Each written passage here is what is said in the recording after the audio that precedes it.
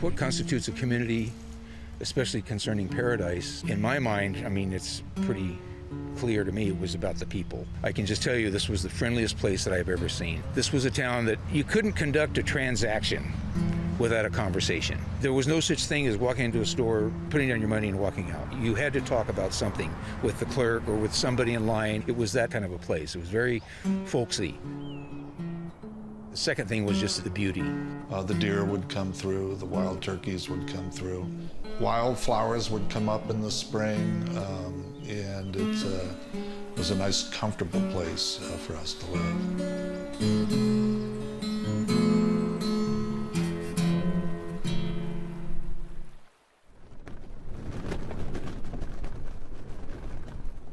The red flag warning still in place through 7 a.m. tomorrow morning. Gusty north winds, low humidity, very dry fuels, all big factors. Even one of these alone would be a problem for fire danger. All three together, extremely concerning.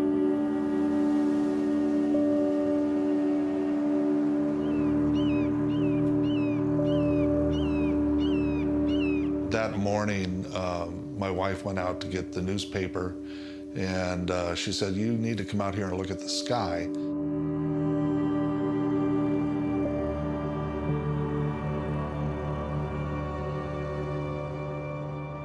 We were sitting at the breakfast counter. My daughter saw a small pillar of smoke rising in the distance. We didn't think anything of it because there'd been other fires that had occurred. I thought, oh no, please. I thought maybe it was a wall of fog, because occasionally to the south you'll see a wall of fog, say over Yuba City. At that point, I was getting the kids out to go to school, and as we're walking out to the car, the phone rings and it's a school calling to let us know that school's been canceled that day because of a fire in the area, and that was 7:45 in the morning.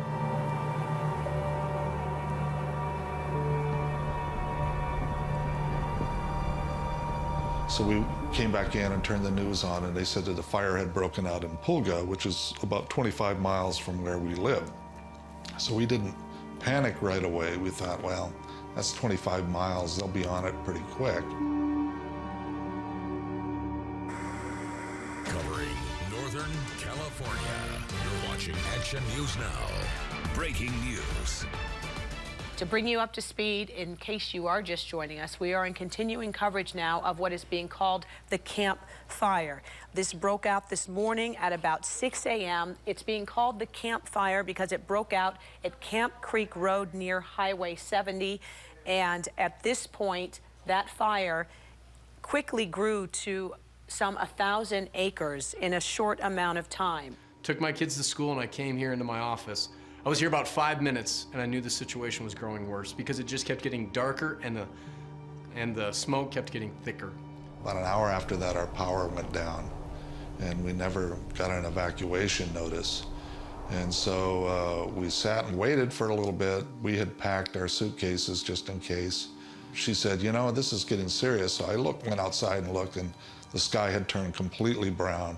So I said, yeah, we gotta go. I went under our home to get a suitcase to pack some things in case we needed to leave. It was in that moment I felt like God just whispered to me, you're leaving now.